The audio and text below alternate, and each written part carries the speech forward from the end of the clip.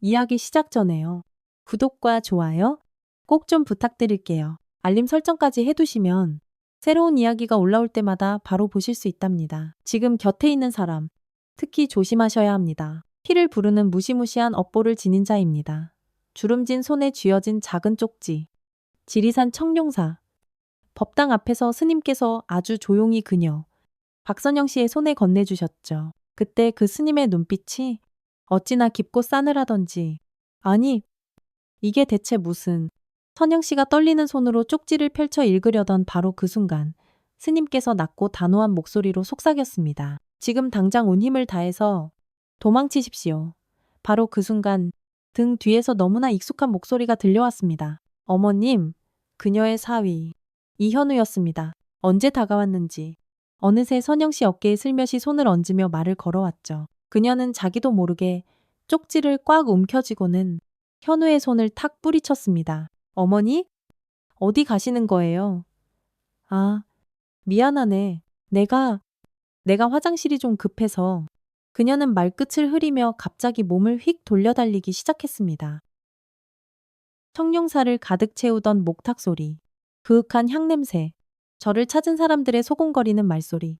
세상 모든 것이 한순간 딱 멈춘 것만 같았죠. 아이고, 신발이 벗겨질 뻔하고 돌계단에서 몇 번이나 미끄덩 넘어질 뻔했지만 도저히 멈출 수가 없었어요. 정말이지. 멈추는 순간 꼼짝없이 죽을 것만 같았거든요. 새벽녘까지 추적추적 내리던 봄비가 그치고 따사로운 아침 햇살이 창문을 환하게 비추고 있었습니다. 박선영 씨는 침대에서 가만히 눈을 떴어요. 또 꿈에서 먼저 간딸민지를 만난 거예요. 아, 지긋지긋하게 똑같은 꿈이 계속 반복됐어요. 우리 민지가 천사처럼 환하게 웃으면서 손을 흔들다가 저 깊고 까만 어둠 속으로 스르르 사라져버리는 그런 꿈이었죠. 엄마, 보고 싶어. 아무리 애타게 붙잡으려 해도 딸은 야속하게 멀어져만 갔습니다. 선영 씨는 바짝 마른 입술을 축이며 베개맡에 놓인 민지의 사진을 한참이나 바라봤어요. 불과 몇 달 전 그녀의 칠류를 딸 민지는 갑작스러운 심장마비로 허망하게 세상을 떠났습니다. 아니, 이제 겨우 31, 꽃다운 나이였는데 아무런 예고도 없이 그렇게 한순간에 가버릴 줄이야. 그때 마침 요란하게 휴대폰 벨소리가 울렸습니다. 사위. 현우에게서 전화가 온 거예요. 현우는 민지가 세상을 떠난 후에도 하루도 빠짐없이 선영 씨에게 안부 전화를 했어요. 약국을 운영하는 약사답게 이것저것 건강관리에 좋은 것들을 살뜰히 챙겨주기도 하고 가끔은 손수 반찬까지 만들어다 주며 어휴, 친딸보다 더 극진히 효도하는 정말 둘도 없는 착한 사위였죠. 어머님, 간밤에 잘 주무셨어요. 아침 식사는 하셨고요. 현우의 목소리는 언제나 봄바람처럼 따스했어요. 선영 씨는 울컥, 목이 메어 잠시 아무 말도 할 수 없었어요. 응, 나 이제 막 일어났네. 어머님, 오늘 날씨가 정말 끝내주게 좋은데 괜찮으시면 저랑 같이 어디 바람이라도 쐬러 가시는 게 어떨까요? 집에만 계시면 더 울적해지실 것 같아서요. 현우는 아내 민지를 잃고 홀로 남겨진 장모님의 깊은 슬픔을 그 누구보다 잘 헤아리고 있었습니다. 사실 현우 자신도 사랑하는 아내를 잃고 크나큰 상심에 빠져 있었지만 오히려 장모님을 더욱 살뜰히 챙기면서 애써 슬픔을 이겨내고 있는 것처럼 보였죠. 우리 민지가 못다한 효도. 이제부터 제가 다 할게요. 어머님, 선영 씨의 눈가에 뜨거운 눈물이 방울방울 맺혔습니다. 현우는 이런 말을 어렵지 않게 자주 하곤 했어요. 그럴 때마다 선영 씨는 이 착하디 착한 사위에게 한없이 미안한 마음과 고마운 마음이 교차했죠. 고맙네. 현우야. 자네도 힘들 텐데. 아닙니다. 어머님, 어머님께서 건강하셔야 제 마음도 편한걸요. 아, 그리고요. 글쎄, 벚꽃이 아주 그냥 흐드러지게 피었다는데 지리산 청룡사가 그렇게 절경이라고 하더라고요. 저희 같이 한번 가보시는 게 어떨까요? 지리산 청룡사. 선영 씨는 가슴 한구석이 아릿하게 저려왔습니다. 민지가 아직 코흘리게 어린아이였을 때 가족 여행으로 정말 자주 갔던 곳이 바로 그 청룡사였거든요. 그때는 우리 민지가 나무 사이를 폴짝폴짝 뛰어다니며 까르르 방긋방긋 웃곤 했었죠. 그리고 현우와 민지가 결혼하고 나서 부부 여행으로 그곳을 다시 다녀온 적도 있었습니다. 바쁘고 힘든 일상 속에서 서로에게 작은 위로가 되고 싶어서 훌쩍 떠났던 여행이라고 들었어요. 지리산이라. 참 오랜만이네. 선영 씨의 목소리에 힘이 없는 것을 느꼈는지 현우가 다시 부드럽게 말했습니다. 어머님, 집에만 계시지 마시고 저랑 같이 나가봐요. 저도 오랜만에 어머님 모시고 싶고요. 민지도 참 좋아했던 곳이니까 같이 가서 간절히 기도도 하고 오면 마음이 조금은 풀리실 거예요. 기도. 그 말 한마디에 선영 씨의 마음이 스르르 움직였습니다. 혹시 청룡사에 가서 사무치게 빌면 우리 민지가 꿈에라도 다시 나타나 괜찮다고 잘 있다고 안심시켜 줄지도 모른다는 그런 간절한 생각이 들었. 그래, 한번 가보자꾸나? 정말요, 잘 생각하셨어요. 어머님, 그럼 내일 아침 일찍 모시러 갈게요. 차로 딱 두어 시간 거리니까 점심 맛있게 먹고 돌아오면 딱 좋겠네요. 아무 걱정 마세요. 제가 다 알아서 준비할게요. 전화를 끊은 후 선영 씨는 한동안 창밖을 멍하니 바라봤습니다. 하얀 벚꽃이 눈처럼 흩날리는 가로수길이 저만치 보였어요. 민지가 참 좋아했던 벚꽃. 그 벚꽃나무 아래를 거닐었을 딸아이의 해맑은 모습이 아련하게 떠올랐죠. 다음날 아침, 현우는 약속한 시간보다 조금 이르게 자가용을 몰고 선영 씨의 집 앞에 도착했습니다. 차에서 내린 현우는 언제나처럼 말끔하고 단정한 모습이었어요. 편안해 보이는 등산복 상의에 깔끔한 면바지, 부드러운 미소, 약사로서의 전문적인 이미지와 자상한 사위의 모습이 참 잘 어울리는 사람이었죠. 어머님, 와, 오늘 날씨 정말 끝내주는데요. 봄바람이 살랑살랑, 코끝을 간지럽히네요. 현우는 선영 씨가 차에 편히 탈 수 있도록 문을 활짝 열어주고 조심스럽게 안전벨트까지 직접 매주었습니다. 그의 이런 세심한 배려에 선영 씨는 또 한 번 가슴 뭉클한 감동을 느꼈어요. 오늘은 날씨도 좋고 어머님 얼굴도 어쩐지 좀 환해 보이세요. 정말 나들이 하기 딱 좋은 날이네요. 산은 따스한 봄볕이 폭포수처럼 쏟아지는 도로를 미끄러지듯 달리고 있었습니다. 창밖으로는 파릇파릇 연두빛 새싹들이 앞다투어 돋아나고 샛노란 개나리꽃들이 햇살을 받아 보석처럼 반짝반짝 빛났죠. 고속도로에 접어들자 더욱 눈부시게 화사한 봄 풍경이 그림처럼 펼쳐졌습니다. 어머님, 예전에 민지랑 여기 지날 때가 문득 생각나네요. 민지가 이 길을 어찌나 좋아했는지 몰라요. 고속도로 휴게소에 들러서 뜨끈한 호두과자 사 먹는 재미가 아주 쏠쏠했죠. 현우가 따뜻한 목소리로 추억을 꺼내놓았습니다. 선영 씨도 그 기억을 떠올렸어요. 딸아이가 유난히 좋아했던 달콤한 호두과자. 함께 나눠 먹었던 그 소박한 간식. 응, 그게 정말 엊그제 같은데? 세월 참 빠르다. 그러게 말이에요. 시간이 어쩜 이렇게 쏜살같이 지나가는지. 아직도 가끔은 민지가 불쑥 약국 문을 열고 들어올 것만 같기도 하고. 현우의 목소리 끝에 짙은 그리움이 촉촉하게 배어 있었습니다. 선영 씨는 말없이 고개를 끄덕이며 창밖으로 시선을 돌렸죠. 어느새 차는 지리산 자락에 가까워지고 있었습니다. 지리산에 접어들자 창밖의 경치가 더욱 아름답게 변해갔어요. 봄빛으로 곱게 물든 산의 능선과 계곡을 따라 졸졸졸 흐르는 맑은 물소리, 그리고 무엇보다 활짝 만개한 벚꽃들이 그야말로 장관을 이루고 있었습니다. 도로 양옆으로 연분홍빛 벚꽃들이 끝없이 이어지며 마치 꿈결 같은 꽃 터널을 만들어 놓았죠. 와, 진짜 너무너무 예쁘다. 우리 민지도 이 풍경을 봤으면 얼마나 좋아했을까. 현우가 천천히 차를 길가에 세우고 창문을 스르륵 내렸습니다. 향긋한 벚꽃 향기와 함께 싱그러운 봄바람이 차 안으로 가득 밀려 들어왔어요. 선영 씨는 가만히 눈을 감고 그 향기를 깊이 들이마셨죠. 마치 먼저 간 딸아이의 향기가 느껴지는 것만 같았습니다. 청룡사에 도착하자 현우는 선영 씨를 부축해서 조심조심 차에서 내리도록 도왔어요. 청룡사 입구에는 오래된 돌계단이 길게 이어져 있었고 그 위로 장엄한 대웅전의 모습이 한눈에 들어왔습니다. 절마당 곳곳에는 고운 빛깔의 진달래와 하얀 벚꽃이 아름답게 어우러져 그야말로 환상적인 풍경을 만들어내고 있었죠. 어머님, 계단이 가파르니 천천히 걸으세요. 제가 옆에 꼭 붙어 있을게요. 두 사람은 한 걸음 천천히 계단을 올라 대웅전으로 향했습니다. 절은 평일이라 그런지 그렇게까지 붐비지는 않았어요. 몇몇 신도들이 경건하게 두 손을 모으고 조용히 기도를 올리고 있었고 스님들은 법당 주변을 말끔히 정리하고 있었습니다. 대웅전에 들어서자 은은한 향냄새가 코끝을 부드럽게 자극했죠. 선영 씨는 조용히 무릎을 꿇고 방석 위에 앉았습니다. 그리고 두 손을 경건히 모아 간절히 기도를 올리기 시작했어요. 민지야, 우리 딸, 엄마가 네가 너무너무 보고 싶어서 엄마는 정말 미칠 것 같아. 그곳에서는 아프지 않고 부디 행복하게 잘 지내고 있는 거지. 엄마 꿈에라도 자주 좀 나타나서 괜찮다고 말해줘. 응, 기도를 마친 선영 씨는 눈가에 송골송골 맺힌 눈물을 조용히 닦아냈습니다. 바로 옆자리에 앉아 함께 기도하던 현우가 나지막한 목소리로 말을 건넸어요. 어머님, 민지도 분명 저 높은 하늘나라에서 행복하게 잘 지내고 있을 거예요. 어머님의 이 간절한 기도, 틀림없이 다 들었을 거고요. 바로 그때였습니다. 한 노승이 그림자처럼 조용히 다가와 선영 씨에게 가볍게 합장을 하며 그녀의 손에 작은 쪽지 하나를 쓱 쥐어주었습니다. 선영 씨는 화들짝 놀라 쪽지를 펼쳐보았죠. 거기에는 이렇게 쓰여 있었습니다. 절대 그 사람을 따라가지 마십시오. 따님의 죽음은 사고가 아닙니다.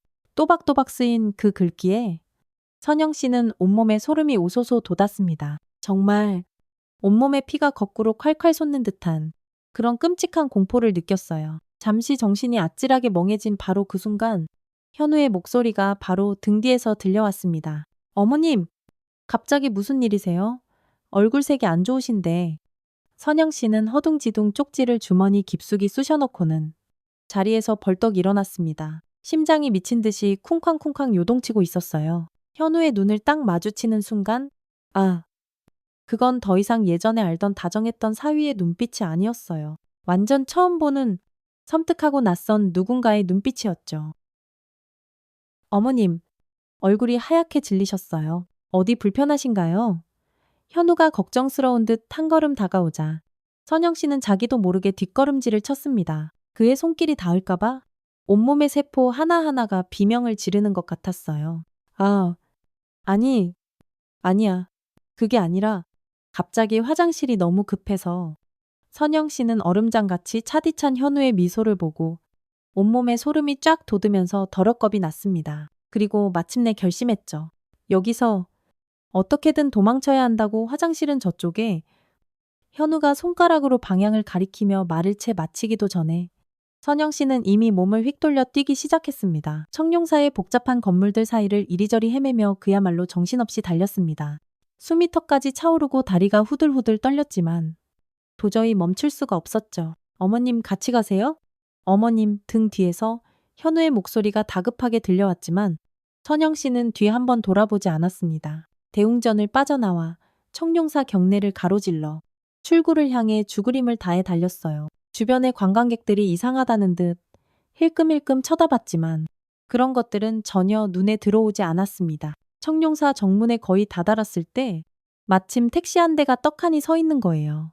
선영 씨는 미친 사람처럼 손을 흔들며 소리쳤어요. 아저씨 택시요.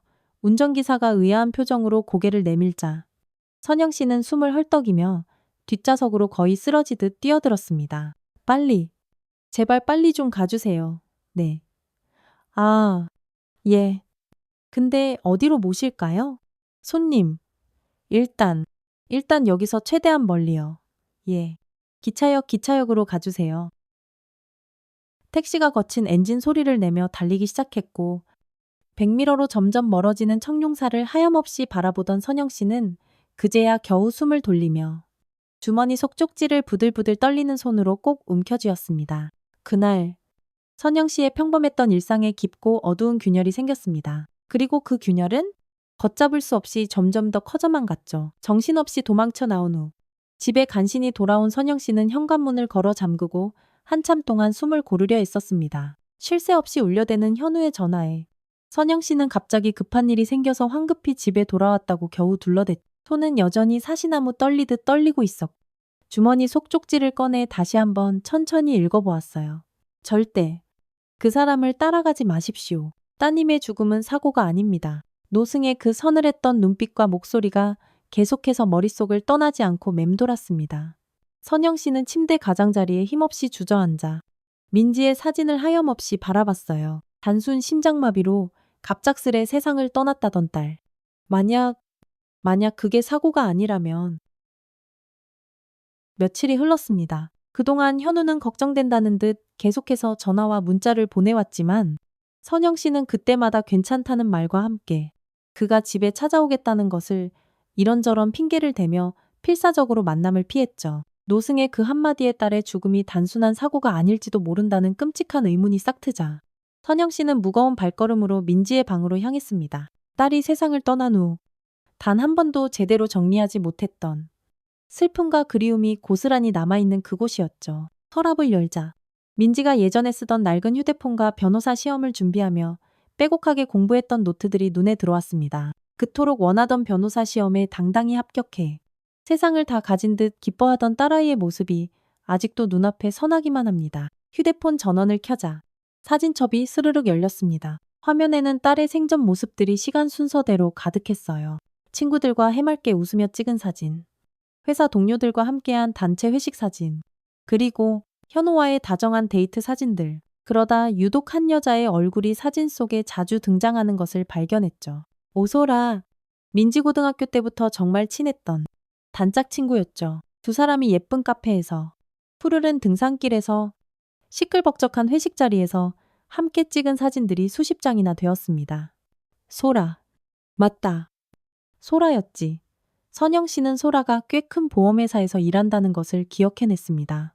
무슨 조사팀에서 일했었는데 나중엔 팀장까지 맡았다고 민지가 자랑스레 말했던 기억이 어렴풋이 떠올랐어요. 민지 장례식 때 소라가 슬픔에 잠긴 얼굴로 건네줬던 명함이 맞다. 아직 서랍 어딘가에 있을 것 같았어요. 한참을 뒤적인 끝에 드디어 명함을 찾아낸 선영 씨는 잠시 망설이다 떨리는 손으로 전화번호를 눌렀습니다. 여보세요. 소라니 소라 맞니 오랜만이다.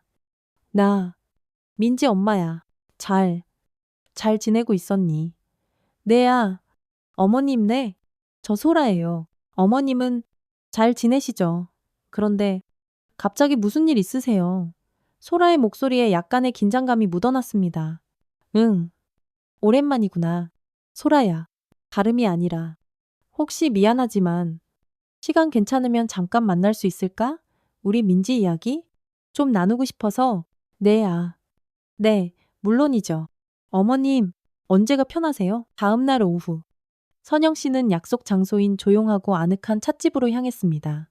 소라는 이미 창가 자리에 먼저 와 앉아 있었어요. 못 본 사이에 얼굴이 많이 상하고 야윈 듯 했지만 단정한 옷차림에 여전히 지적이고 반듯한 이미지였습니다. 어머님, 잘 지내셨어요? 응. 그냥 그렇게 지내고 있어. 너도 그동안 많이 힘들었지. 두 사람은 향긋한 커피를 앞에 두고 잠시 아무 말 없이 침묵을 지켰습니다. 선영 씨가 먼저 어렵게 입을 열었어요. 소라야, 혹시 우리 민지가 죽기 전에 나한테 뭔가 좀 이상한 얘기 같은 거 한 적 없니? 소라는 커피잔을 내려놓으며 혹시 누가 들을세라 주위를 한번 살폈습니다. 그리고는 목소리를 한껏 낮췄죠. 사실 있어요? 어머님, 선영 씨의 심장이 바닥까지 쿵 하고 떨어지는 것 같았습니다. 민지가 마지막 몇 달 동안 눈에 띄게 많이 불안해하고 힘들어했어요. 평소에 전혀 그러지 않던 애였는데 어떻게? 자세히 좀 말해줄 수 있겠니? 민지가 세상을 떠나기 한 달 전쯤이었을 거예요. 저한테 꼭 만나자고 하더라고요. 단골 카페에서 만났는데 글쎄, 애 손이 이렇게까지 떨리고 있는 거예요. 소라가 자신의 손을 들어보이며 그때의 상황을 설명했습니다. 그래서 제가 도대체 무슨 일인데 그러냐고? 걱정돼서 막 다그쳐 물었더니 애가 입술을 바들바들 떨면서 정말 믿기 힘든 이런 말을 했어요. 소라는 잠시 숨을 크게 고르더니 천천히 하지만 분명하게 말했습니다. 사실은요, 민지가 살아있을 때 현우 씨를 엄청 무서워했어요. 선영 씨는 순간 숨이 멎는 듯 했습니다. 민지가 그랬다고 현우를. 네, 민지가 저한테 그랬어요. 소라야, 요즘 현우 씨가 너무 이상해. 나만 그렇게 느끼는 걸까? 아니면 정말 현우 씨가 변한 걸까라고요. 그런 말을 했다고. 네. 그리고 이런 말도 했어요. 현우 씨가 약국에서 다루는 약물들을 뭔가 좀 이상하게 취급하는 것 같다고요. 약국 문 닫을 시간이 훨씬 지났는데도 혼자 남아서 밤늦게까지 뭔가를 계속하고 있다고. 소라는 가방에서 사진첩 하나를 꺼내 그중 한 장의 사진을 조심스레 내밀었습니다. 이게 제가 민지랑 마지막으로 함께 찍은 사진이에요. 바로 그날 민지가 저한테 간곡히 부탁했어요. 혹시라도 자기한테 무슨 일이 생기면 다른 사람도 아니고 현우 씨부터 꼭 의심해달라고 그렇게 신신당부를 했었어요. 선영 씨는 사진 속 민지의 얼굴을 뚫어지게 바라보았습니다.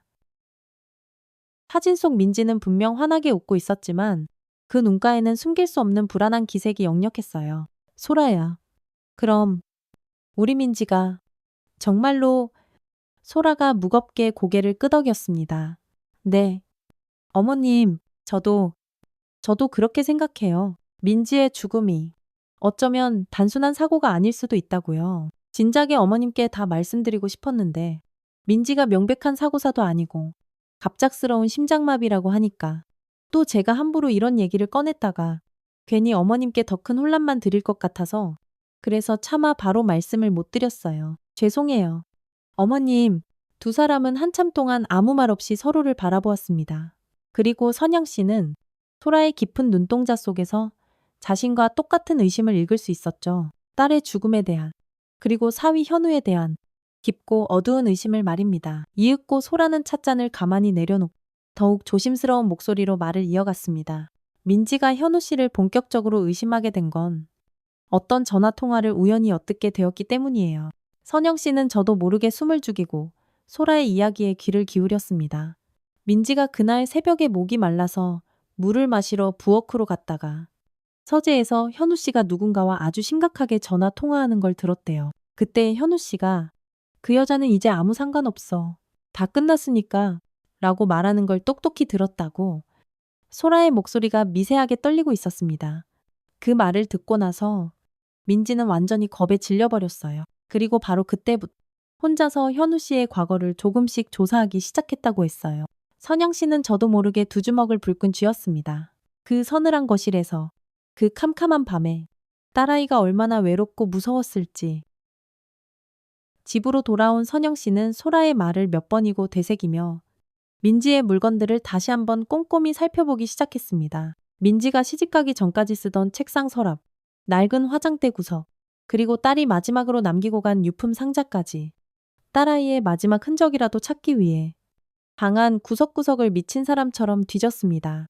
그러다가 유품 상자 한쪽에서 민지가 회사 다닐 때 사용하던 낡은 명함집 하나를 발견했습니다. 겉보기에는 아주 평범한 검은색 인조가죽 명함 케이스였죠. 이건 민지가 회사에서 늘 쓰던 거였는데 문득 알 수 없는 호기심에 명함집을 열어보자 안쪽 커버에서 뭔가 좀 이상한 느낌이 들었습니다. 가죽 표면이 어딘가 살짝 아주 미묘하게 뒤틀려 있는 것 같지.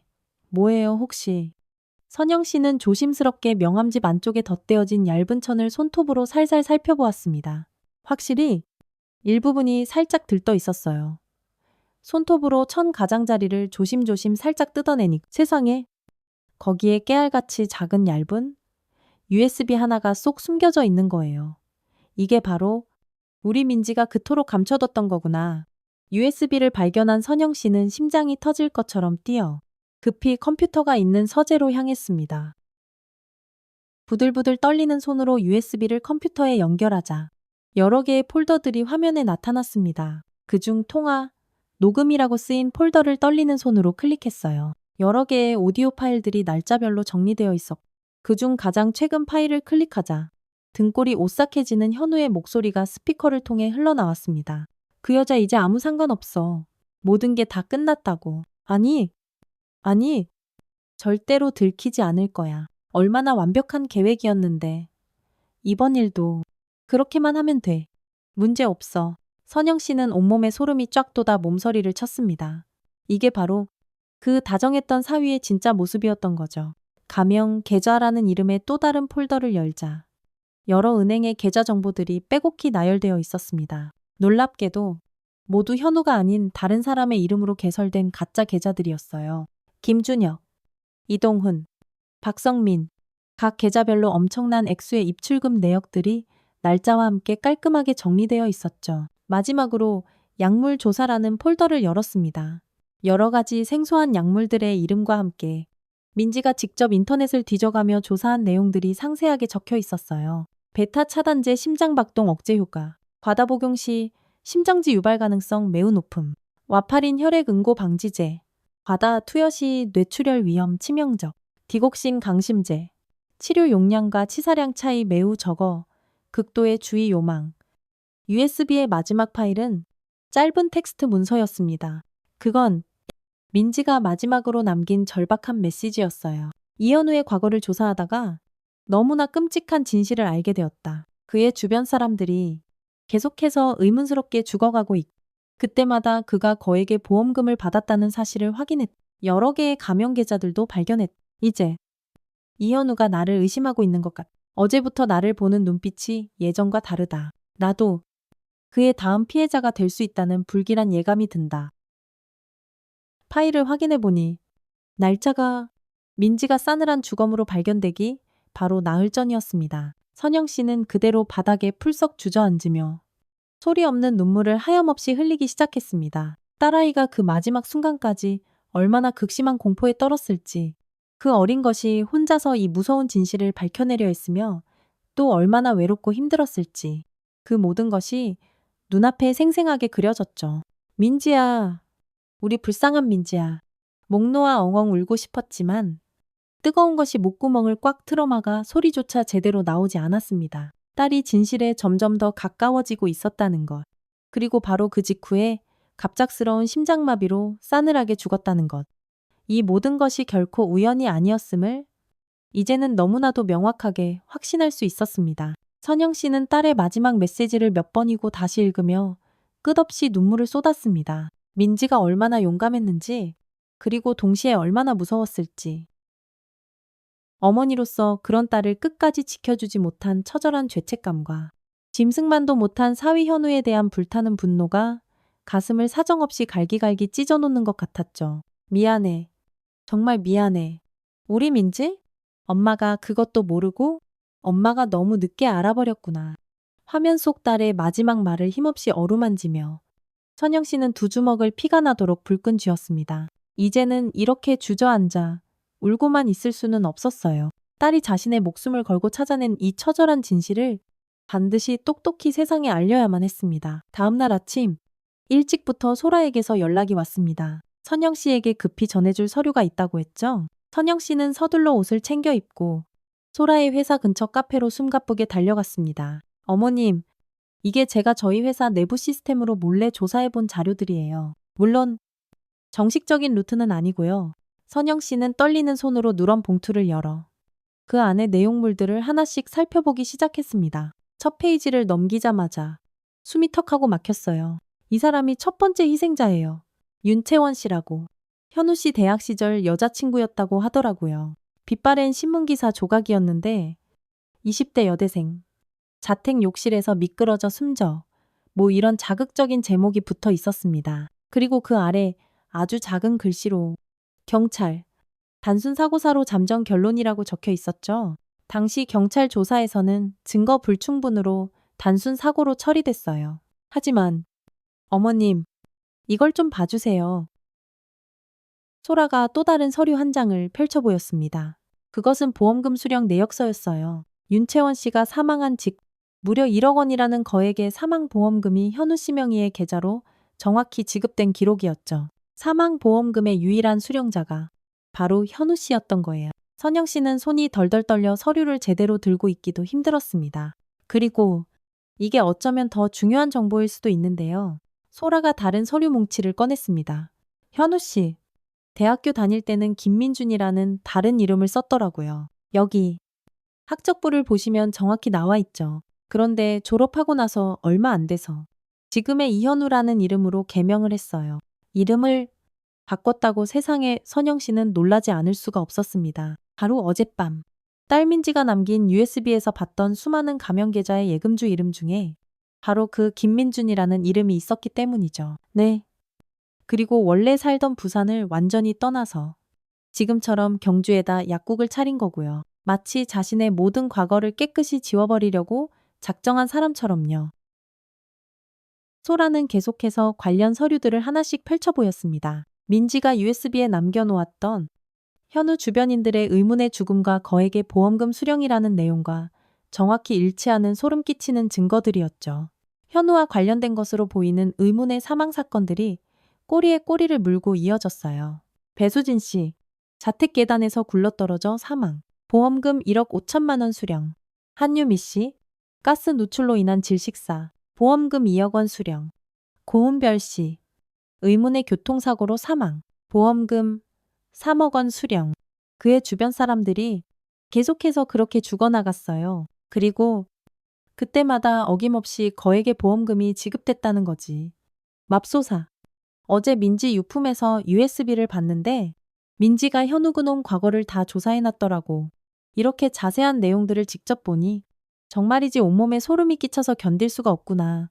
우리 불쌍한 민지가 이 사실들을 다 알고 얼마나 무섭고 또 얼마나 외로웠을까. 선영 씨는 심장이 터질 듯이 뛰는 것을 느꼈습니다. 주체할 수 없는 분노와 극심한 공포가 한꺼번에 온몸을 덮쳐왔어요. 어머님! 그런데 여기 더 중요한 패턴이 하나 있어요. 처음엔 1억 원이었지만 사건이 거듭될수록 보험금 액수가 점점 더 커지고 있다는 거예요. 마치 더 많은 보험금을 타내기 위해 점점 더 대담해지고 있는 것처럼요. 소라가 마지막 서류 한 장을 꺼내며 아주 조심스럽게 물었습니다. 어머님, 혹시, 정말 혹시라도 어머님 앞으로 들어놓은 보험도 있나요? 순간 선영 씨의 머릿속이 하얗게 비어버리는 것 같았습니다. 불현듯 현우가 몇 달 전에 아무렇지도 않게 했던 말이 기억 저편에서 섬뜩하게 떠올랐습니다. 어머님 건강을 위해서 제가 기존 보험을 더 좋은 걸로 갱신해드렸어요. 아무래도 연세가 있으시니 건강이 무엇보다 더 중요하니까요. 당시에는 그저 사위의 지극한 배려라고만 생각하며 고마워했던 그 말이 이제는 전혀 다른 의미로 마치 사형 선고처럼 끔찍하게 들려왔습니다. 현우가 얼마 전에 내 보험을 새로 갱신해줬다고. 자기가 직접 다 알아서 처리했다고. 선영 씨의 목소리가 공포에 질려 가늘게 떨렸습니다. 온몸에 닭살이 돋았어요. 자신도 모르는 사이에 현우의 다음번 사냥감이 되어 있었던 거죠. 아무래도 어머님이 그놈의 다음 타겟이신 것 같아요. 소라의 그 한마디에 선영 씨는 두 주먹을 피가 나도록 불끈 쥐었습니다. 이제 모든 것이 너무나도 분명해졌습니다. 현우는 아주 치밀하고 체계적으로 계획을 세워 사람들을 차례차례 죽이고 그 대가로 거액의 보험금을 타내왔던 겁니다. 그리고 이제는 바로 자신의 차례라는 것을. 소라야, 이제 우린 어떻게 해야 할까? 우선은 현우 씨가 도대체 어떤 방법으로 사람들을 해쳤는지 그 구체적인 살해 방법을 밝혀내야 해요. 약사라는 직업을 악용했을 가능성이 아주 커요. 바로 그 순간 거짓말처럼 선영 씨의 휴대폰이 요란하게 울렸습니다. 발신자 표시에 뜬 이름은 이현우. 어머님, 안녕하세요? 혹시 오늘 시간 좀 괜찮으세요? 괜찮으시면 저희 약국으로 한번 건너오세요. 마침 어머님께 꼭 필요한 특별한 약이 새로 들어왔거든요. 선영 씨는 소라와 눈을 마주치며 크게 심호흡을 한번 했습니다. 이제는 현우의 그 소름 끼치는 약국을 직접 조사해야만 할 때였어요. 그래. 좋아. 내일 꼭 들르도록 하지. 다음 날, 선영 씨는 소라와 함께 현우의 약국으로 향했습니다. 소라는 미리 준비한 대로 보건소 관계자로 위장하기 위해 아주 단정한 정장 차림에 그럴싸한 가짜 공문서까지 철저히 준비해 왔습니다. 약국 문을 열고 들어서자 현우가 평소처럼 반갑게 두 사람을 맞이했습니다. 어머님, 어서 오세요. 아이고, 여기까지 어쩐 일이세요? 그래. 어휴, 손님이 꽤 많구나. 뒤이어 보건소 직원으로 완벽하게 위장한 소라가 약국 안으로 들어섰습니다. 안녕하십니까? 시청 보건과 의약품 관리팀에서 나왔습니다. 정기 약물 관리 실태 점검차 방문 드렸습니다. 소라가 미리 준비한 공무원증과 위조된 공문서를 신속하게 내밀며 또렷한 목소리로 말했죠. 현우의 얼굴에 아주 미묘한 긴장감이 스쳐 지나갔습니다. 아, 보건소에서 나오셨군요. 아니, 이렇게 갑자기 오실 거면 미리 연락이라도 좀 주시지 그러셨어요. 최근 규정이 바뀌어서 불시 점검을 원칙으로 하고 있습니다. 협조해 주시면 감사하겠습니다. 소라는 조금도 당황하지 않고 전문가다운 단호한 어조로 말하며 약국 내부를 찬찬히 둘러보기 시작했습니다. 그녀는 약품들이 진열된 선반들을 하나하나 꼼꼼히 점검하며 약품 재고 목록을 세심하게 확인했어요. 저기 선반 뒤쪽에 있는 약품들도 좀 확인해야 하는데요. 규정이라서요. 현우가 어색하게 웃으며 대답했습니다. 아, 거기는 좀 특수한 약품들이라 제가 따로 관리하고 있어서요. 아, 그러시다면 더더욱 꼼꼼히 살펴봐야겠네요. 소라는 조금도 망설이지 않고 곧장 선반 뒤편으로 다가갔습니다. 그리고 그곳에 놓인 캐비닛들을 하나씩 열어보기 시작했죠. 와, 근데 여기 약국은 정말 먼지 하나 없이 깔끔하네요. 약품 재고 관리도 아주 철저하게 잘 되어 있고요. 하하, 감사합니다. 저희가 다른 건 몰라도 청결하고 정확한 건 나름대로 꽤 신경 쓰고 있거든요. 소라가 선반 뒤편을 힐끗 보며 마치 아무렇지도 않다는 듯 자연스럽게 말을 꺼냈습니다. 아참, 듣자 하니 요즘 그 심장 관련 약들 찾는 사람들이 그렇게 많다면서요. 여기도 그런가요? 아, 네. 특히 베타 차단제 같은 그런 약들은 꾸준히 자주 나가는 편이죠. 아, 그러세요. 그런 전문의약품들은 재고도 따로 특별히 관리하시나 봐요? 네.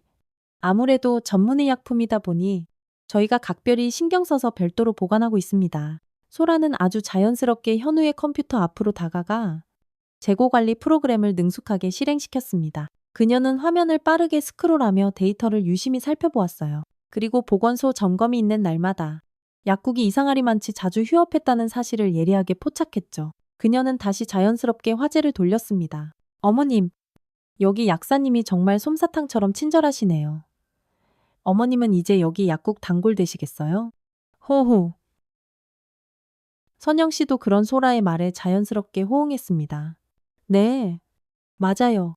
우리 사위가 얼마나 싹싹하고 다정한데요. 바로 그때 현우가 선영 씨에게 다가와 선반에서 작은 약병 하나를 꺼냈습니다. 어머님, 요새 밤에 통잠을 못 이루신다고 들었어요. 이거 새로 나온 약인데 불면증에 아주 그만이에요. 어머님, 선영 씨는 현우가 건네는 약병을 받으며 애써 미소를 지었습니다. 속으로는 소름이 쫙 돋았지만 겉으로는 조금도 내색하지 않았어요. 어머, 고마워라. 현우야, 늘 이렇게 신경 써줘서 어떡하니? 에이, 천만에요. 어머님, 뭐 필요하신 거 있으시면 언제든 주저 말고 말씀하세요. 소라가 손목시계를 흘깃보며 말했습니다. 아이고, 시간이 벌써 이렇게 됐네요. 저는 오늘 점검은 이만하면 다 한 것 같으니 그만 가봐야겠습니다. 네, 바쁘신데 이렇게 직접 들러주셔서 정말 감사합니다. 다음에 또 오십시오. 현우가 깍듯하게 인사를 하자 선영 씨도 마침 볼 일이 있다며 서둘러 약국을 나왔습니다. 약국에서 한 블록쯤 떨어진 한적한 골목에서 선영 씨는 초조하게 기다리고 있던 소라를 만났습니다. 어머님, 제가 예상했던 것보다 훨씬 더 많은 증거들을 확인했어요. 그런데 현우 씨는 전혀 눈치채지 못한 것 같아요. 아주 교활한 인간이에요. 그럼 이제 어떻게 해야 하는 거지? 소라야, 우선 이 약부터 성분 분석을 의뢰해야 할 것 같아요. 그리고 어머님께서 직접 미끼가 되어주시는 방법 조심스럽지만 한번 고려는 해봐야 할 것 같고요. 선영 씨는 가방 속에 든 싸늘한 약병을 말없이 만지작거리며 비장한 결심을 했습니다. 이제 현우가 그토록 치밀하게 설치해 놓은 교활한 덫에 일부러 걸려들 차례였죠. 그래야만 그의 끔찍한 범행을 확실하게 잡아낼 수 있을 테니까요. 며칠 후 선영 씨는 현우에게 직접 전화를 걸었습니다. 그녀의 목소리는 일부러 한껏 지친 듯 낮게 가라앉혀져 있었어요. 현우야, 나다. 네. 어머님, 그런데 어디 편찮으세요? 목소리가 많이 안 좋으신데요. 응. 요즘 통기운도 없고 건강이 영 안 좋아서 말이다. 얼마 전에 병원도 다녀왔는데 혈압이며 뭐며 검사 수치가 다 엉망이라고 하더라. 현우의 목소리에 아주 미세한 긴장감이 스쳐 지나갔습니다. 아니, 갑자기 건강검진이라도 받으신 거예요. 결과는 괜찮으시고요. 그래서 말인데 이참에 보험을 좀 새로 들어볼까 하는데 네가 좀 도와줄 수 있겠니? 아무래도 나이가 드니까 건강이 제일 걱정이 되더라고. 전화기 너머로 현우가 숨을 짧게 들이쉬는 소리가 선영 씨의 귀에 똑똑히 들렸습니다. 아, 물론이죠. 어머님, 그럼요. 제가 당연히 도와드려야죠. 제가 아는 선에서 좋은 보험 상품들 한번 꼼꼼히 알아보고 바로 연락드릴게요. 어? 그리고 며칠 전에 네가 준 그 양말이다. 그거 먹고 났더니 어쩐지 조금 어질어질한 것 같기도 하고. 괜찮은 거 맞지? 아, 네. 어머님, 그 약은 처음 며칠은 약간 그런 증상이 나타날 수도 있어요. 꾸준히 며칠 더 드시면 금방 괜찮아지실 거예요. 그러니까 꼭 계속해서 잘 챙겨 드세요. 선영 씨는 입에도 대지 않고 고이 모셔두고 있는 약을 마치 꼬박꼬박 먹고 있는 것처럼 둘러대며 현우의 그 뻔뻔한 말에 속으로는 소름이 돋았지만 겉으로는 아주 태연하게 대답했습니다. 그래, 알았다. 네가 직접 주는 약이니 내가 뭘 걱정하겠니. 믿고 잘 챙겨 먹을게. 전화를 끊은 후 선영 씨는 곧바로 소라에게 짧은 문자를 보냈습니다. 미끼를 덥석 물었어. 보험 얘기 꺼내니까 바로 반응하더라. 곧이어 소라에게서 다급한 답장이 왔습니다. 어머님, 방금 약 성분 검사 결과 나왔어요. 수면 유도제랑 진정제 성분이 생각보다 훨씬 더 많이 검출됐어요. 이거 장기간 복용하면 판단력도 심각하게 흐려지고 심하면 혼수 상태까지도 올 수 있대요. 이건 명백히 아주 위험한 약물이에요. 선영 씨는 휴대폰 화면을 노려보며 이를 악물었습니다. 또 며칠이 지났습니다. 현우에게서 다시 전화가 왔어요. 어머님, 안녕하세요. 그동안 좀 어떠셨어요? 몸은 좀 괜찮아지셨고요. 아니, 아직 몸이 영계온치가 않네. 네가 준 약은 계속 먹고 있는데도 말이야. 아이고, 그러세요. 걱정이네요. 그래도 꾸준히 계속 드시는 게 무엇보다 중요해요. 어머님, 아, 그리고 어머님, 제가 얼마 전에 민지 물건들을 좀 정리하다가 아직 어머님께 미처 전달해 드리지 못한 게 있는 걸 뒤늦게 발견했어요. 선영 씨의 심장이 불안하게 두근거리기 시작했습니다. 민지 물건이라니? 그게 대체 뭔데? 네, 그 외. 저희 지리산 청룡사 근처에 민지랑 제가 예전에 자주 가던 조용한 펜션 하나 있잖아요. 거기서 같이 찍었던 사진들이랑 뭐 민지가 저한테 남긴 편지 같은 것들이 좀 있더라고요. 혹시 괜찮으시면 저랑 같이 한번 가서 보시겠어요? 청룡사 근처 펜션이라고? 선영 씨는 청룡사에서 그 섬뜩한 쪽지를 받았던 바로 그날을 떠올렸습니다. 현우가 일부러 그곳을 다시 선택한 게 분명했어요. 네, 어머님, 혹시 이번 주 일요일에 시간 괜찮으시면 저랑 같이 한번 가보시는 게 어떨까요? 제가 차로 편안하게 모시고 갈게요. 좋아. 그러도록 하지. 전화를 끊자마자 선영 씨는 곧바로 소라에게 연락했습니다. 소라야, 현우 그놈이 나를 청룡사 근처 펜션으로 유인하려고 해. 이번 주 일요일에 말이야. 네, 어머님, 거긴 너무 위험해요. 절대 혼자 가시면 안 돼요. 알아. 나도 다 알고 있어. 그래서 우리도 미리 단단히 준비를 해야지. 이제 더 이상은 미룰 수 없어. 경찰에 정식으로 연락해야겠어. 소라가 예전에 알고 지내던 강력계 형사를 통해 극비리에 조용히 수사가 진행되었습니다. 선영 씨의 구체적인 진술과 민지가 목숨 걸고 남긴 USB 자료들, 그리고 소라가 그동안 발로 뛰며 모은 각종 증거들을 바탕으로 즉시 특별 수사팀이 구성되었죠. 어머님, 저희가 잠복 계획을 다 세워뒀어요. 펜션 근처에 저희 팀원들이 미리 대기하고 있을 테니 아무 걱정 마세요. 일요일 아침 선영 씨는 어느 때보다 조심스럽게 외출 준비를 했습니다. 작은 핸드백 속에는 소형 녹음기가 은밀하게 숨겨져 있었어요. 현우의 차에 미리 몰래 부착해 놓은 위치 추적 장치도 정상적으로 잘 작동 중이었죠. 현우가 차를 몰고 집 앞에 도착했을 때 선영 씨는 최대한 아무렇지도 않은 듯 평소처럼 자연스럽게 행동하려 했었습니다. 어머님, 오늘 날씨가 정말 기가 막히게 좋은데요. 그러게 말이다. 청룡사에도 이제 벚꽃은 다 지고 없겠지? 차는 익숙한 길을 따라 지리산을 향해 달렸습니다. 선영 씨는 손에 꼭 쥔 휴대폰으로 경찰에게 실시간으로 현재 위치를 계속해서 공유하고 있었어요. 참, 그런데 어머님, 요새 건강은 좀 어떠세요? 많이 좋아지셨어요. 또, 나이 들면 다 그런 거지. 예. 선영 씨는 가방 속 녹음기가 제대로 작동하고 있는지 아주 조심스럽게 다시 한번 확인했습니다. 두 사람의 모든 대화가 빠짐없이 녹음되고 있었죠. 형용사 근처에 도착하자 현우는 예상대로 아주 외지고 후미진 곳에 있는 낡은 펜션으로 차를 몰았습니다. 선영 씨는 극도의 긴장감을 애써 감추며 현우를 따라 펜션 안으로 천천히 들어갔어요. 여기가 민지랑 현우 두 사람이 예전에 자주 왔었다던 그 펜션이구나. 어둡고 음침한 펜션 안으로 들어서며 선영 씨는 이제 정말 마지막 순간이 점점 다가오고 있음을 직감했습니다. 약속대로 경찰들은 이미 펜션 주변에 은밀히 배치되어 있었죠.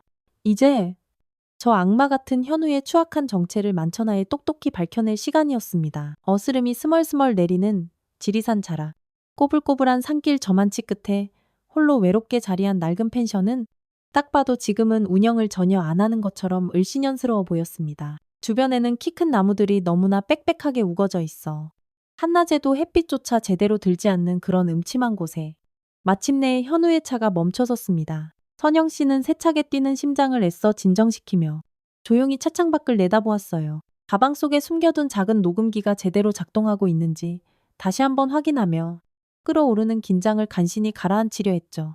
여기가 제가 민지랑 마지막으로 함께 왔던 곳이에요. 현우가 차에서 먼저 내리며 나지막이 말했습니다. 그의 목소리는 평소처럼 한없이 부드러웠지만 어딘가 모르게 섬뜩하고 소름 끼치는 느낌이 들었습니다. 펜션 안으로 조심스레 발을 들여놓자마자 키키한 먼지 냄새와 함께 뭔가 썩는 듯한 역한 냄새가 코를 콱 찔렀어요. 현우는 펜션 중앙에 놓인 낮고 먼지 쌓인 테이블을 손으로 한번 쓱 쓸어내더니 한쪽 의자를 빼내며 말했습니다. 앉으세요. 어머님, 선영 씨는 삐걱거리는 의자에 조심스럽게 앉으며 빠르게 주위를 둘러보았습니다. 숨을 만한 장소는 마땅히 보이지 않았고 유일한 탈출구는 들어왔던 입구 하나뿐이었어요. 마치 이 모든 것이 현우가 미리 철저하게 계획해 놓은 음흉한 무대 같다는 생각이 들었죠. 여기서 민지랑 무슨 특별한 추억이라도 있었니? 현우가 맞은편 의자에 앉아 선영 씨를 빤히 바라보며 말했습니다. 그냥 아주 조용한 데서 둘이 이런저런 이야기하고 싶을 때 가끔 왔었어요. 어레메. 그렇게 특별한 건 없었고요. 선영 씨는 그의 그 속내를 알 수 없는 음흉한 눈빛을 피하지 않고 정면으로 똑바로 응시했습니다. 이제는 더 이상 가식적으로 연기할 필요가 없었습니다. 현우가 자신의 가방에서 작은 선물 상자 하나를 꺼냈습니다. 아, 이거요. 민지가 남긴 물건들인데 혹시 어머님께 필요할까 싶어서요. 어머님께 드리려고 따로 챙겨왔어요. 선영 씨는 말없이 상자를 받아 열었습니다. 그 안에는 딸아이가 쓰던 낡은 머리핀 몇 개와 꾸깃꾸깃 구겨진 종이 한 장, 그리고 마지막으로 정체불명의 투명한 액체가 담긴 작은 약병 하나가 덩그러니 들어있었어요. 이건 뭐니? 아, 그거요. 민지가 회사에서 스트레스 많이 받을 때마다 가끔 먹던 신경 안정제예요. 제가 좀 도와주고 싶어서. 선영 씨는 그 작은 약병을 가만히 들어 올려 현우를 똑바로 바라봤습니다. 그리고 더 이상은 참을 수 없다는 듯 그동안 가슴속에 쌓아두었던 모든 분노를 한꺼번에 터뜨리기 시작했어요. 이 약으로? 네가 감히 이딴 약으로 내 소중한 딸아이를 그렇게 처참하게 죽인 거니? 현우의 표정이 순간 싸늘하게 굳어졌다가 다시 언제 그랬냐는 듯 가면을 쓴 것처럼 부드러워졌습니다. 어머님, 지금 갑자기 무슨 말씀을 그렇게 하시는 거예요? 이 약으로, 바로 이 약으로 우리 불쌍한 민지를 아주 서서히 고통스럽게 죽여갔던 거잖아. 그게 베타 차단제였지? 심장에 치명적인 그런 독극물이었지. 현우가 잠시 당황한 듯 했지만 이내 곧 차분하게 입꼬리를 올리며 비릿하게 웃었습니다. 어머님, 지금 진심으로 제가 제 사랑하는 아내 민지를 죽였다고 생각하시는 겁니까? 참 어이가 없네요. 그럼 네 과거 여자들은 배수진, 한유미, 고은별, 그 불쌍한 여자들은 다 뭔데 그때마다 너한테 거액의 보험금이 들어왔고 선영 씨가 울분에 차소리치자 현우의 눈빛이 순식간에 차갑고 냉혹하게 변했습니다. 어머님, 대체 어떻게 그런 것까지 알아내신 거죠? 네가 이름 바꾼 것도 다 알아. 원래 김민준이었지. 내 그 더러운 진짜 이름 모든 과거를 다 지우고 아무도 모르는 타지에서 약국을 차린 너. 현우가 천천히 의자에서 일어나 육중한 그림자를 들이우며 선영 씨 쪽으로 한 걸음 다가왔습니다. 그의 발걸음이 유난히 무겁고 위협적으로 느껴졌어요. 어머님, 이렇게까지 제 뒤를 캐고 다니셨다니 정말 곤란한데요. 이러시면 도대체 왜 우리 착한 민지를, 왜 내 딸을 그렇게 끔찍하게 죽여야만 했던 거야. 말에 현우가 갑자기 분노에 찬 주먹으로 낡은 테이블을 세게 내리쳤습니다. 황하는 요란한 소리와 함께 뿌연 먼지가 사방으로 흩날렸어요. 그 애가 거기서 멈췄어야 했어요. 쓸데없이 계속 캐묻지만 않았어도 그의 목소리에 처음으로 격한 감정이 고스란히 실려 있었습니다. 주체할 수 없는 분노와 섬뜩한 광기가 뒤섞인 그런 목소리였죠. 모든 게 아주 순조롭게 다 끝날 뻔했는데 멍청한 민지가 다 망쳐버렸어요. 감히 USB까지 만들어서 나를 몰래 조사하고 그 추악하고 더러운 진짜 모습을 민지가 다 알아버렸으니까. 그러니까 그런 거지? 이 악마야, 진짜 모습파. 현우가 어이없다는 듯 코웃음을 쳤습니다. 어머님은 과연 아세요? 이 돈의 힘이 얼마나 대단한지.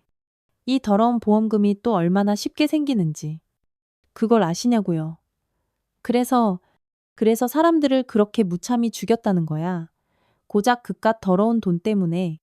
현우가 다시 선영 씨 앞으로 성큼 다가와 바로 앞의자에 털썩 주저앉았습니다. 두 사람의 눈과 눈이 정면으로 마주쳤어요. 그의 눈빛은 이제 완전히 다른 사람처럼 섬뜩한 살기로 번뜩이고 있었죠.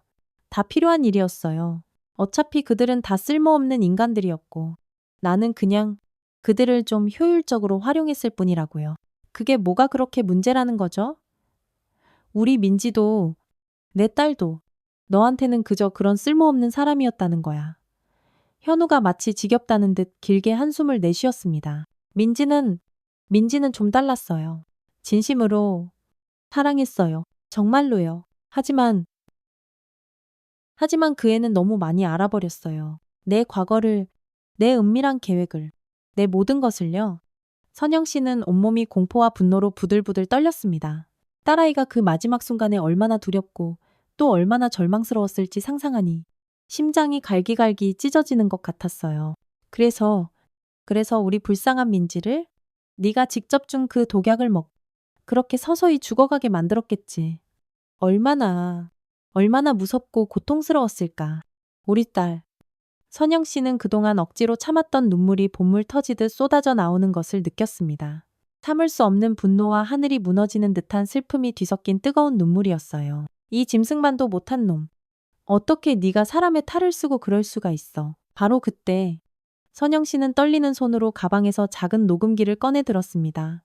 녹음기의 작은 빨간 불빛이 선명하게 깜빡이고 있었어요. 두 사람의 모든 대화가 빠짐없이 생생하게 녹음되고 있었죠. 다 끝났어. 현우야. 이제 내 그 더럽고 추악한 모든 죄악이 온 세상에 낱낱이 다 드러날 테니까. 현우의 얼굴이 순간 하얗게 질렸습니다. 그는 믿을 수 없다는 듯 녹음기를 멍하니 바라보며 저도 모르게 한 발짝 뒤로 물러났어요.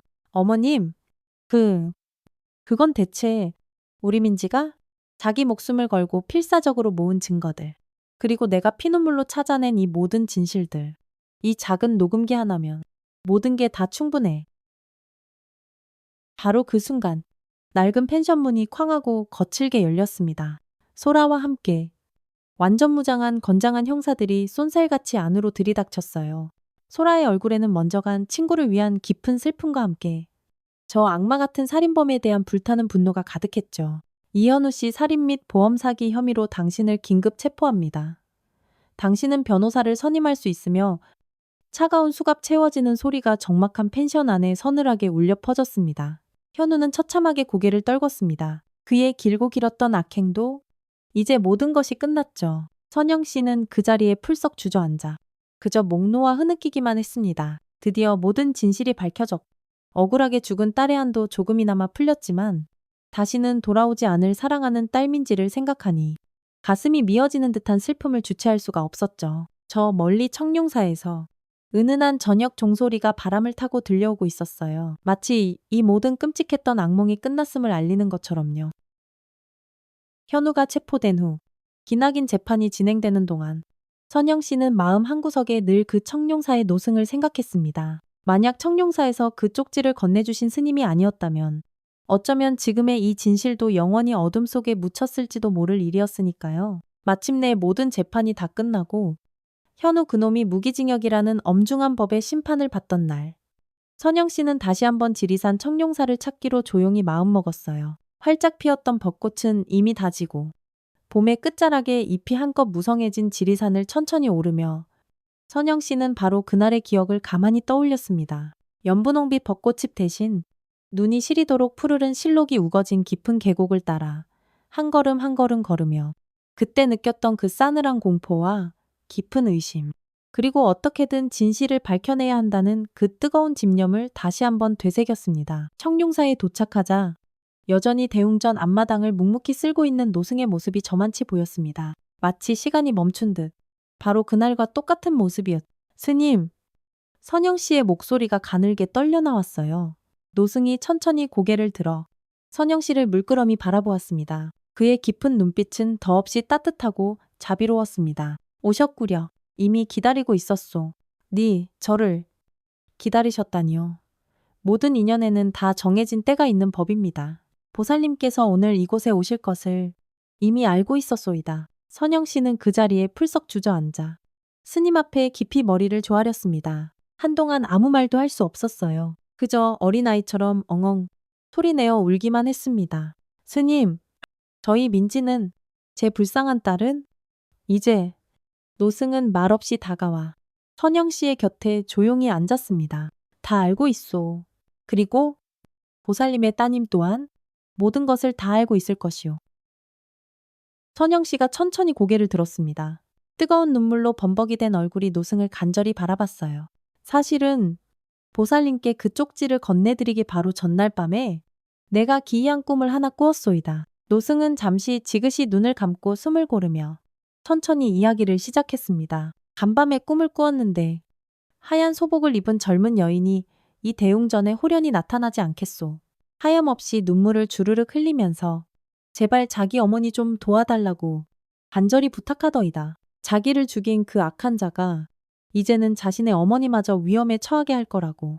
그렇게 말하고는 눈부신 금빛 빗줄기에 휩싸여 홀연히 사라져버렸지 뭐요?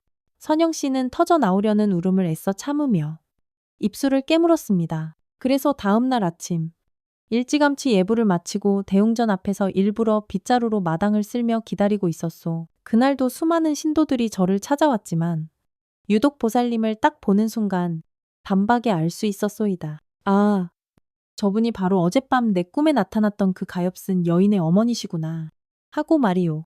노승은 차분한 목소리로 계속해서 말을 이어갔습니다. 그리고 보살님 바로 옆에 서 있던 그 사내를 보는 순간 온몸에 소름이 돋을 만큼 이상하고 불길한 기운을 느꼈소. 아주 낯설고 섬뜩한 그런 불길함이었지. 그래서 서둘러 쪽지를 적어 준비했던 것이요.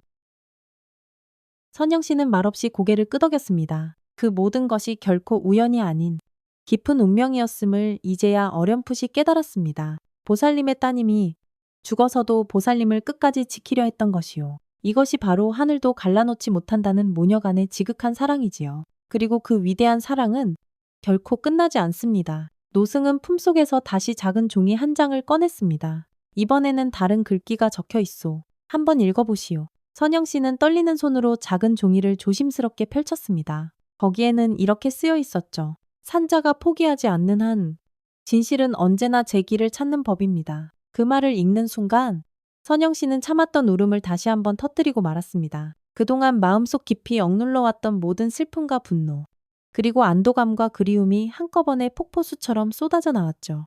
스님, 우리 민지, 이제는 정말 저 하늘에서 편안할 수 있을까요? 노승은 따뜻한 두 손으로 선영 씨의 손을 가만히 감싸 잡았습니다. 더없이 따뜻한 온기가 그녀의 차가운 손으로 고스란히 전해졌어요. 보살님의 따님은 이미 더없이 편안합니다. 보살님께서 마침내 그 모든 진실을 밝혀내셨으니까요. 그러니 이제는 보살님 당신도 편안해지셔야 합니다. 선영 씨는 노승의 깊고 맑은 눈을 가만히 바라보았습니다. 그의 눈에는 세상을 다 품을 듯한 깊은 자비심이 가득 담겨 있었어요. 따님이 그토록 애절하게 보살님의 꿈에까지 나타나 당신을 지키려 했던 것은 오로지 보살님의 행복을 위해서였을 것이요. 따님은 결코 보살님의 고통을 원하지 않을 겁니다. 보살님의 환한 웃음을 간절히 원하고 있을 것이오. 선영 씨는 흐르는 눈물을 조용히 닦으며 아주 오랜만에 희미하게 미소 지었습니다. 정말 오랜만에 마음 깊은 곳에서 우러나오는 그런 편안한 웃음이었어요. 스님, 전 이제 앞으로 무얼 어떻게 해야 할까요? 그저 지금처럼 꿋꿋하게 살아가는 겁니다. 먼저 간따님 민지의 목까지 2배로 더 열심히 말이지요. 보살님의 삶 속에서 따님 민지는 계속해서 함께 살아 숨 쉴 것이요. 노승은 가만히 손을 들어 저 멀리 푸른 하늘을 가리켰습니다. 보시오. 저토록 맑고 드넓은 하늘을. 따님 민지는 바로 저기에, 그리고 보살님 마음속 깊은 곳에 언제나 함께 있소이다. 때로는 부드러운 바람이 되어, 때로는 따스한 햇살이 되어 늘 보살님과 함께하고 있을 것이요. 선영 씨는 천천히 고개를 들어 하늘을 올려다보았습니다. 짙푸른 하늘 위로 하얀 구름 사이로 눈부신 햇살이 찬란하게 쏟아지고 있었어요. 그 찬란한 빛 속에서 사랑하는 딸 민지의 해맑은 미소가 어렴풋이 보이는 것만 같았습니다. 스님, 정말 감사합니다. 노승은 마지막으로 선영 씨에게 자애로운 미소를 지으며 말했습니다. 이제부터는 보살님께서 다른 이들의 어둠을 밝혀주는 따뜻한 빛이 되어 주십시오. 그리하면 따님 민지도 보살님을 통해 이 세상에 계속해서 좋은 일을 널리 베풀 수 있을 겁니다. 청룡사를 떠나며 선영 씨는 그 어느 때보다 가벼운 발걸음으로 지리산 숲길을 천천히 걸어 내려왔습니다. 짙은 녹음 사이로 부서지듯 쏟아지는 따스한 햇살이 그녀가 앞으로 걸어갈 길을 환하게 밝혀주는 것만 같았어요. 지저귀는 산새 소리와 졸졸졸 흐르는 맑은 계곡물 소리가 마치 사랑하는 딸 민지의 청아한 웃음소리처럼 들려왔습니다. 그날 이후 선영 씨는 딸 민지의 뜻을 이어받아 변호사협회에서 운영하는 범죄 피해자 지원 기금에 꾸준히 기부를 하고 있답니다. 법의 사각지대에서 억울하게 고통받는 이들을 조금이라도 돕기 위한 그런 목적이었죠. 그리고 보험 사기 피해자 가족들을 돕는 작은 모임에도 적극적으로 참여하며 그들의 아픔을 진심으로 어루만져주고 있습니다. 선영 씨의 얼굴에는 이제 깊은 슬픔 대신 잔잔한 미소와 따뜻한 희망이 가득했습니다. 딸아이가 목숨과 맞바꿔 가르쳐준 그 진실의 힘을 굳게 믿으며 그녀는 그렇게 새로운 삶을 용기 있게 살아가고 있습니다. 때때로 지리산 청룡사를 찾아가 대웅전에 홀로 조용히 앉아 기도를 올릴 때면 여전히 사랑하는 딸 민지가 바로 옆자리에 함께 있는 것처럼 느껴지곤 했죠. 그리고 노승의 그 지혜로운 말이 항상 귓가에 잔잔히 맴돌곤 했습니다. 산자가 포기하지 않는 한 진실은 언제나 제 길을 찾는 법입니다. 그 말은 이제 선영 씨의 남은 삶을 이끌어가는 소중한 좌우명이 되었습니다. 오늘 이야기 어떠셨나요? 구독과 알림 설정 잊지 말고 꼭 눌러주시고요.